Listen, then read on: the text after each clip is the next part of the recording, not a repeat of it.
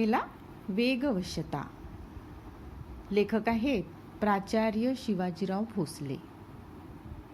आता सर्वात महत्त्वाचं म्हणजे वेगवशता म्हणजे काय याचा तुम्हाला अर्थ सांगणं आवश्यक आहे. वेगवशता म्हणजे वेगावर नियंत्रण. आणि प्राचार्य शिवाजीराव भोसले यांनी वेगावर नियंत्रण कसं ठेवायचं याविषयी विस्तृतपणे सांगितलेलं आहे. थोडक्यात लेखकांचा परिचय करून दिला तर लेखक हे नामवंत वक्ते, महाराष्ट्रातील सुप्रसिद्ध विचारवंत आणि व्यासंगी लेखक. देशात आणि विदेशात अनेक विषयांवर व्याख्यानमाला गाजवल्या. पुणे येथील वसंत व्याख्यानमालेत 28 वर्ष व्याख्याने दिली. त्यांची अनेक पुस्तकं प्रसिद्ध आहेत. अनेक पुरस्कारांनी त्यांना सन्मानित केलेलं आहे. तर आता वेगवशतामध्ये काय सांगितलं आहे हा एक वैचारिक पाठ आहे आणि यामध्ये लेखकाने अतिवेगाच्या आहारी गेलेल्या माणसाच्या विकृतीवर बोट ठेवलेलं आहे. आता वेळ आणि श्रम वाचवण्यासाठी प्रत्येकाला वाहनाची गरज आहे. मात्र गरज नसताना सुद्धा खोट्या प्रतिष्ठेपायी कर्ज काढून वाहन खरेदी करण्याच्या या मानसिकतेवर लेखकाने प्रकाश टाकलेला आहे. आता मोठ्या मोठ्या शहरात ठराविक वेळेत अनेक ठिकाणी पोहोचून कामे करावी लागतात, हे खरे आहे. तरी नको तितक्या वेगाने वाहने चालवून लोक अपघातांना निमंत्रण देताना दिसतात. याचे लेखकाला वैषम्य वाटते. वेळ वाचवण्यासाठी माणसे वाहन वापरतात, परंतु माणसे वाचवलेला वेळ पुन्हा वाहन चालवण्यात वाया घालवतात. तेव्हा लेखक म्हणतात वाहने माणसांवर स्वार होतात, अशी मार्मिकपणे टिप्पणी सुद्धा लेखक करतात. तर अफाट वेगाने वाहन चालवण्याच्या या प्रवृत्तीमुळे वाहन चालकाच्या शरीर आणि मनावर सुद्धा अनावश्यक ताण निर्माण होतो आणि त्यामुळे तो स्वतःचं म्हणजे स्वत्व आणि स्वास्थ्य सुद्धा हिरावून घेतो. त्यामुळे हा अनैसर्गिक वेग कमी करण्याबाबत लेखक कशा प्रकारे आपल्याला सर्वांना इशारा देतात हे आपल्या पाठात आपल्याला समजून घ्यायचं आहे. आता वेग हे गतीचे रूप आहे, कारण आपलं जीवनच म्हणजे वेगमय झालेलं आहे. आपले जीवनाची स्थिती आणि गती हे 2 भागामध्ये विभागलेलं आहे. कारण बघा आपलं जीवनाचं चक्र कसं आहे की आपण जीवन जगत असताना चालतो, धावतो, थांबतो आणि त्याचप्रमाणे आपल्या विचारांना सुद्धा तशी गती असते. जर आपले विचारांना जर गती असेल तर त्याला लेखक म्हणतात की प्रगती. आपल्या विचारांना जी गती असते त्याला लेखक काय म्हणतात, प्रगती. आणि ती गती कशाची असते, विचाराची.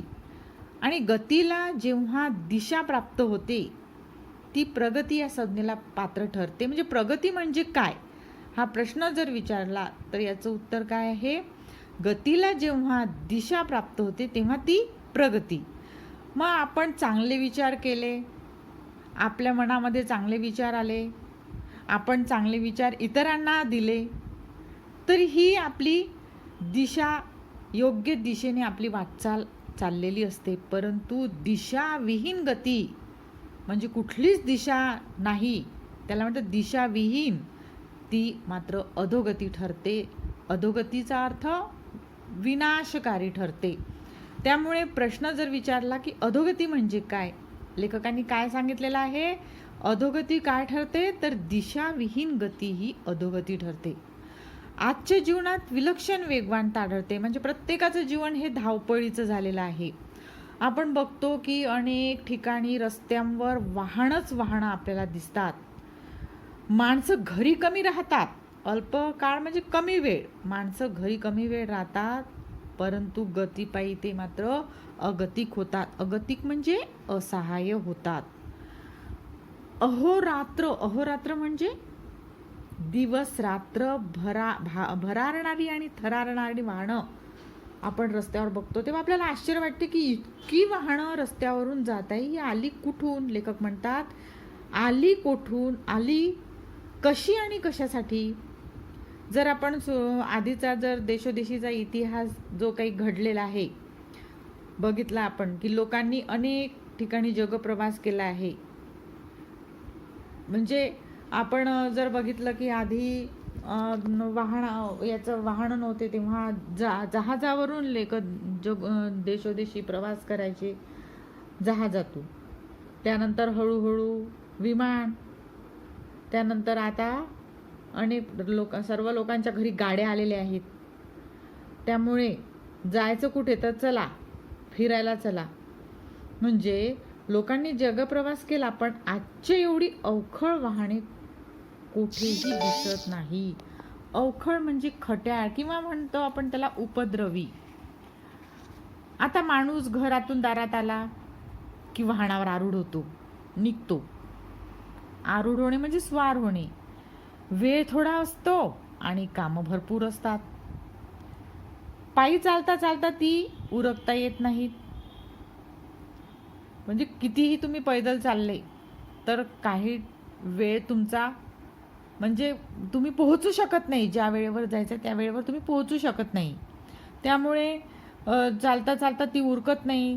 जीवन हे दशदिशांना विभागलं, म्हणजे प्रत्येक ठिकाणी धावपळीचं जीवन असल्यामुळे याही दिशेला जा त्याही दिशेला जा, म्हणजे कुठे कुठे जा. तर समजा मुलांची, लेखक म्हणतात की मुलांची शाळा एका टोकाला आहे, आपले कार्यालय दुसऱ्या टोकाला आहे, म्हणजे मंडई एका बाजूला आहे. तर दवाखान्यात जायचं असतं तर दवाखाना तर त्याच्यापेक्षा खूप दूर दुसऱ्या ठिकाणी आहे. जीवनाची ही टोके सांधणार कशी, आपण जोडणार कशी? मग शेवटी काय तर गती ही घ्यावीच लागते. यथाप्रमाण गतीचीही गरज आहे, म्हणजे गती आवश्यक आहे, पण अप्रमाण, अवास्तव आणि अनावश्यक गती, लेखक म्हणतात, ही एक विकृती आहे. म्हणजे हे योग्य नाही आहे. आपली कामे आपण यथासांग पार पाडावी. जी काही आपल्या शक्तीप्रमाणे आपण आपली कामं वेळेवर पार पाडणं खूप आवश्यक आहे. एवढाच वेग फक्त आपल्या जीवनाला असावा, कारण जर त्यापेक्षा अधिक वेग आपण आपल्या आयुष्यात दिला तर लेखक म्हणतात त्याला अक्षम्य आवेग म्हणावा लागेल. कारण तो वेग, ती गती अक्षम्य असेल, म्हणजे क्षमा करण्याजोगी नसेल, आणि मग ती आपल्या स्वतःलाच आत्मघातकी ठरू शकते. आता अमेरिकाचा विषय लेखकांनी इथे सांगितलेला आहे की अमेरिका हा विकसित देश आहे. आपण बघतो की अमेरिकेमधले माणसांचं जीवन आपल्यापेक्षा खूप वेगळं आहे. त्यांचं उत्पन्न, आपलं उत्पन्न सगळं फरक आहे. घरोघरी त्यांच्या इथे सगळ्यांच्याच कडे वाहने आज बघतो आपण अमेरिकेमध्ये सगळ्यांकडेच उपलब्ध असते. बरं, त्यांचे रस्ते आणि आपल्या रस्त्यामध्ये सुद्धा खूप फरक आहे. त्यांच्या इकडचे रस्ते रुंद, सरळ, निर्विघ्न आणि एकमार्गी असतात. म्हणजे ज्या ठिकाणी जी वाहनं ज्या रस्त्यावरून चाललेली आहे ती येताना त्या वाहनांसाठी दुसरा रस्ता असतो. घर, कार्यालय, बाजारपेठा यात निदान 100 मैलांचं कमीत कमी अंतर असते. आणि जवळच्या जवळ सगळे असे सहसा नसते, म्हणजे खूप जवळ नसतंच, खूप लांब असतं. आणि अशा अंतरावरच्या गोष्टींशी समजा जवळीक साधण्यासाठी खूप दूर जावं लागतं. आणि त्यामुळेच काय होतं तर लेखक म्हणतात की या दूरपणामधूनच माणसांमध्ये सुद्धा दुरावा निर्माण झालेला आहे. आणि तो कसा आहे, जाचदायक, म्हणजे अतिशय त्रासदायक आहे. आणि हा त्रास असह्य होऊ नये म्हणून वेगाचा आश्रय घेतला जातो, की हा खूप धावपळ होते आहे आणि त्यामुळे आपण आपलं वेगात जाऊन आपलं काम महत्त्वाचं आहे, त्यामुळे ते काम उरकणं सर्वात पहिले महत्त्वाचं आहे. म्हणून वेगाचा आश्रय घेतला जातो. आणि वेगामुळेच काय होतात, मग माणसे बेभान होतात, त्यांना भान राहत नाही. आणि त्यांचं भान हरपलं म्हणजे अस्वस्थता विरून जाते. आणि तो वेगात आणि त्या वेगामध्ये काय असते, एक बेहोशी असते, म्हणजे काय करायचं त्यावेळेस, काय नाही हे समजत नाही. आता भारतीयांनी अमेरिकन जीवनशैली पत्करण्याचं काही कारण नाही आहे, कारण भारत आणि अमेरिका यांच्यामध्ये फार मोठं अंतर आहे. आपल्याकडे अंतर कमी आहेत, माणसे खूप आहेत, कामंसुद्धा एवढी फारशी आपल्या इथे नाही आहेत. जेवढं अमेरिकेमध्ये काम आहेत तेवढी मात्र आपल्या देशातल्या लोकांची एवढी कामे नाही आहेत. म्हणजे समजा जायचंही असलं तरी आपल्याला सहज जाता येऊ शकतं. भारतीयांनी अमेरिकन जीवनशैली पत्करण्याचं कारण नाही. कारण लेखक काय म्हणतात बघा, आपल्याकडे अंतरही कमी आहे. म्हणजे आपल्याला ज्या ठिकाणी जायचं आहे ते अंतर कमीच आहे, माणसे खूप आहेत आणि आपल्या इथं कामही फारशी नाहीत. म्हणजे ज्या ठिकाणी आपल्याला जायचं आहे जीवनाची टोके सहज सांधता येतात. म्हणजे आपल्याला आपलं जे एम आहे, आपलं जे लक्ष आहे, आपल्याला ज्या ठिकाणी जायचं आहे, ज्या जागेवर आपल्याला कामासाठी जायचं आहे ते सहज आपल्याला लवकर प्राप्त होऊ शकतो. फक्त थोडी त्वरा करावी लागते. त्वरा म्हणजे घाई. पण भरधाव वेगाने अंतर काटावे अशी स्थिती नसते. म्हणजे खूप वेगाने जावंच लागेल गडे आपल्याला, अशी काही आपली त्यावेळेस परिस्थिती नसते. आता मुंबईसारखं जर विस्तीर्ण नगर गाड्यांनी सांधलेलं आहे, म्हणजे भरपूर ट्रॅफिक असतं रस्त्यांवर, आपण बघतो गाड्या रुळावरून चालतात. आता गाड्या रुळावरून चालतात म्हणजे काय, तर आपण बघतो लोकल ट्रेनचं उदाहरण समजा घेऊ आपण, की त्यात कोणी भरकटायला कामच नाही. समजा आपला मुंबईतला माणूस काय करतो, घरातून निघतो खूप वेगाने, तो जायचं कारण गर्दी खूप असते लोकल ट्रेनला, तर तो लवकर निघतो आणि लोकल ट्रेनमध्ये बसतो. म्हणजे गाडीत चढलं म्हणजे माणसाचं धावणं थांबतं. म्हणजे तो घरून जरी निघाला घाईने तरी पण एक विशिष्ट या ठिकाणी ट्रेनमध्ये बसल्यानंतर तो थांबतो, तिथे बसतो थोड्या वेळ.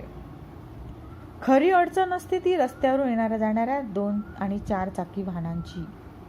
आता अडचण कुठे आहे खरं तर, की रस्त्यावरून 2 आणि 4 चाकी वाहनांची, म्हणजे बाईक म्हणूया आपण, किंवा 4 चाकी वाहन म्हणजे कार, गाड्या. त्यांचा वेग मर्यादित ठेवला तर ती साधने म्हणून उपयोगी पडतात. म्हणजे वाहनांचा वेग कसा असायला हवा, मर्यादित असायला हवा. म्हणजे 80च्या स्पीडने जर गाडी जात असेल तर 80च्या वरती गाडी जायला नको. कारण बघा एक आपल्या या अनेक ठिकाणी अपघाताचं प्रमाण जे वाढलेलं आहे, भरधाव वेगाने लोक गाडी चालवतात त्यामुळे अपघात होतात. आणि म्हणून अपघात नको व्हायला म्हणून एक सरकारने बघा स्कूल बसवर एक हे आखून ठेवलेली आहे, स्पीडला एक थांबून ठेवलेलं आहे की 80 स्पीडच्या वर ती गाडी जायला नको. यासाठी सेन्सर असं लावून ठेवलेलं आहे बघा. स्कूल बस म्हणा किंवा कुठे फिरायला जर ट्रॅव्हलिंग करायचं असेल तर त्यांची स्पीड एक सेन्सर लावून ठरवलेली आहे की या स्पीडच्या वर ती गाडी जाता कामा नये. त्यामुळे याच्यासाठी बघा मर्यादित स्पीड आपलं वेग ठेवणं खूप आवश्यक आहे. आता वेळ आणि श्रम वाचवण्यासाठी याचा उपयोग होतो. म्हणजे समजा गाड्यांचा उपयोग कशासाठी होतो, आपल्याला आधीच्या काळामध्ये काय गाड्या होत्या का, नाही. मग त्यांची कामं होत नव्हती का, होत होती. त्यांची कामं होतच होती. परंतु आज गाड्या आलेल्या आहेत, गाड्यांवर बसलं की फास्ट वेगाने गाडी चालवली की आपण कधी आपल्या जागेवर पोचतो एवढी घाई त्यांना झालेली असते. मग ठीक आहे, वेळ वाचतो, श्रम वाचतात. गाड्यांनी जाताना आपलं एवढा हा खूप फायदा आहे की वेळ आणि श्रम वाचतो. पण अनेकदा असं घडतं की मग वेळ तर खूप वाचलेला आहे, आपण लवकर पोहोचणार आहे किंवा लवकर पोहोचलो, त्याच्यानंतर निघाल्यानंतर घरी आपल्याला लवकर पोहोचणार आहोत. मग आपल्याला आता काय करायचं, वेळ तर वाचलेला आहे, मग हा वेळ कसा घालवायचा हे कळेनासं होतं. आणि म्हणून लेखक काय म्हणतात की तो वेळ घालवण्यासाठी बघा पुन्हा माणसे वाहनांच्या आहारी जातात. चला मग आपल्याला भरपूर वेळ आहे आज, मग काय करतात ते वाहनांवर स्वार होऊन निघतात. आता आरंभी माणसे वाहनांवर स्वार होतात. बघा हे अगदी सुंदर वाक्य आहेत. आरंभी माणसे वाहनांवर स्वार होतात, मग वाहने माणसांवर स्वार होतात. इथे बघा लेखक म्हणतात की सुरुवातीला आवश्यक आहे वाहनं, आपल्याला त्या ठिकाणी लवकर जायचं आहे म्हणून आपण वाहनांवर स्वार होतो, आपल्या जागी पोहोचतो. पण वाचलेला वेळ आता कुठे घालवायचा. मग चला आजकालची मुलं लॉंग ड्राईव्हवर जातात की चला निघा कुठेतरी आपण आता फिरून येऊया. आणि मग अशा वेळेस गरजेचंही नसतं, परंतु ते मात्र वाहने गरजेचं नसताना ते जातात. म्हणून लेखक काय म्हणतात की मग वाहने माणसांवर स्वार होतात. कामापुरतं आणि कामासाठी वाहन आणि आटोक्यात राहील एवढाच वेग हे तंत्र अनुसरले तर आपलं जीवन अर्थपूर्ण होईल. बघा, जायचं आहे आपल्याला तर कामापुरतं जिथे जायचं आहे, किंवा दूर खूप लांब एखादं ठिकाण असेल आपलं जिथे आपण नोकरी करतो, किंवा जिथे आपल्याला शाळा आहे, कॉलेजेस आहेत, तर ठीक आहे, कामासाठी वाहन आणि आटोक्यात राहील एवढाच वेग. म्हणजे जर वेग तुम्ही तुमचा कमी केला, हे जर जीवनामध्ये तुम्ही तंत्र जर याचं अनुसरलं, हा मार्ग जर स्वीकारला, तर आपलं खरंच जीवन अर्थपूर्ण होईल आणि आपलं जीवन अधिक प्रमाणात आपल्या वाट्याला यावे, ते कृतार्थतेने जगता अनुभवता यावे. आता कृतार्थ म्हणजे खरं पाहिलं तर यशस्वी, पण इथे धन्य, कृतार्थता म्हणजे धन्य वाटणे, यशस्वी. की मी आता एखादी गोष्ट की मला हे प्राप्त झालं आणि मी कृतार्थ झाली, ते कृतार्थाने जगता अनुभवता यावे. आपलं जीवन आहे, यशस्वीपणे आपण आपलं जीवन जगायला हवं, अनुभवता यावं, यासाठी थोडी उसंत लाभावी. उसंत लाभणं सुद्धा आवश्यक आहे. उसंत लाभावी म्हणून वाहनांचा वापर करायला हवा, ठीक आहे. पण प्रत्यक्षात मात्र काय होतं, घडतं मात्र वेगळं. इतरांशी मानसिक स्पर्धा करण्यासाठी, आपल्या ऐश्वर्याचं प्रदर्शन घडवण्यासाठी गरज नसताना कर्ज काढून वाहने खरेदी करणारी माणसे सुद्धा आपल्या समाजात आहेत. गरज नसताना सुद्धा वाहनं खरेदी करायची. कोणतेही महत्त्वाचं काम नसताना पत्नीला मागच्या बाजूला बसवून आधुनिक दुचाकीने सहज फेरफटका मारून आले म्हणजे अनेकांना बरे वाटते. आता कोणतं काम नाही आहे, महत्त्वाचं कुठलंच काम नाही, पत्नीला मागे बसवायचं आणि निघायचं, भरधाव वेगाने फेरफटका मारून येऊया आपण, असं म्हणून हे निघतात. आणि अनेकांना असं बरं वाटतं हे असं फिरणं. पण आहेच वाहन, तर 4-6 मैलावरचे एखादे निसर्गरम्य स्थान किंवा मंदिरं पाहण्यासाठी ही माणसे का जात नाहीत? एखादा लक्ष्मी रोड, महात्मा गांधी मार्ग किंवा जंगली महाराज रस्ताच का पसंत केला जातो? बघा, हे प्रश्न लेखकांनी इथे प्रश्न मांडलेले आहेत की लक्ष्मी रोड, महात्मा गांधी मार्ग, जंगली महाराज रस्ता हे पुण्यातील रस्ते आहे, मग इथेच का बरं जातात? समजा जायचं असलं तर मग इथे का नाही जात? कुठे? देहू, आळंदी, सिंहगड, बनेश्वर, विठ्ठलवाडीकडचे रस्ते का दिसत नाही तिथं मुला जाताना? की चला गड्या आपण देहूला भेट देऊया, आळंदीला जाऊया. हे सुद्धा पुण्यातील आणि पुण्याजवळील स्थळे आहेत, पण मुलं इथे जात नाहीत. वाई, सातारा, फलटण, कराड अशा गावी वाहनांची एवढी निकड आहे का? हे निकड म्हणजे गरज. आता शेतमळ्यात जायचे असेल तर ठीक आहे, तातडीचा भाग म्हणून कधीतरी वाहने लागेल की ठीक आहे. आपले राहणे गावाबाहेर होत असेल तर वाहनाचा उपयोग होईल, पण सहज आणि सुखाने येणे जाणे सोडून वेगाने येरझारा कशासाठी घालवायच्या? म्हणजे जिथं आपल्याला पैदलही आपल्याला जाता येतो आणि आपल्या ज्या ठिकाणी आपल्याला जायचं आहे त्या ठिकाणी आपण पोहोचणार आहोत, आपल्याला काही एवढी घाई पण नाही आहे, मग अशा वेळेस कशाला आपण वेगाने जायचं? मग आपल्या लोकांच्या एक प्रवृत्ती असते लोकांची की आहेच गाडी तर मारूया चक्कर, अशी भावना असते. आणि अशी भावना बाळगून रस्त्यावर अडचणी निर्माण करणारे रसिक संख्येने वाढत चालले आहे. म्हणजे जे कामाला जातात ठीक आहे, त्यांना आवश्यक आहे ती वाहनं, ते ठीक आहे, पण उगीचच काही काम नाही आहे, एक चक्कर मारून येऊया अशी जी काही जण असतात, अशी जी भावना बाळगून असतात, तर असे रसिक असंख्य बघा रस्त्यावर असतात, जात असतात. आता लेखक म्हणतात की वाहनं हे वेळ वाचवण्यासाठी असते, ते वेळ घालवण्यासाठी नसते. तुम्हाला जायचं आहे, तुमच्या ठिकाणी पोहोचायचं आहे, त्यासाठी लवकर पोहोचायचं आहे, त्यासाठी वाहन आवश्यक आहे, वेळ घालवण्यासाठी नाही ना. त्याचा वेग बेताचा असणं अगत्यच असते, खूप आवश्यक आहे. वेग न वाढवणं, बेताचा म्हणजे मर्यादित ठेवणं. आता माणसे चालू आणि पळू शकतात, पण रस्त्याने कोणी चालण्याऐवजी पळू लागला तर त्याचे कौतुक करावे का? रस्त्याने माणसं ज्या ठिकाणी चालायचं आहे त्या ठिकाणी जर तो पळत असेल तर हे योग्य आहे का? नाही. अपेक्षित स्थळी वेळेवर पोचता येईल अशा बेताने वाहने चालवण्याऐवजी उगाचच भरधाव वेगाने चालवण्यात औचित्य ते कोणते? जे हे योग्य आहे का? हे योग्य नाही आहे की जर आपल्याला वाहनांवर बसून आपल्याला जायचं आहे तर उगाच भरधाव वेगाने नाही जायचं ना, यामध्ये काही स्वारस्य नाही. तर वाहनाचा वेग वाढला म्हणजे त्याच्यावरचा ताबा कमी होतो, कारण जसा जसा तुम्ही स्पीड वाढवाल, वेग वाढवाल, आपल्या याच्यावरचा ताबा कमी होतो आणि पुढचे वाहन मागे टाकून पुढे जाण्याच्या हव्यासामुळे अनेक अपघात होतात. आपण बघतो की रस्त्याने जात असताना एखादी गाडी स्लो असते, ती आपल्या स्लो म्हणजे ती व्यवस्थित मर्यादित वेगाने ती जात असते, मागून भरधाव एखादं वाहन येतो आणि आपल्याला ओव्हरटेक करून ते वेगाने ते निघून जातं.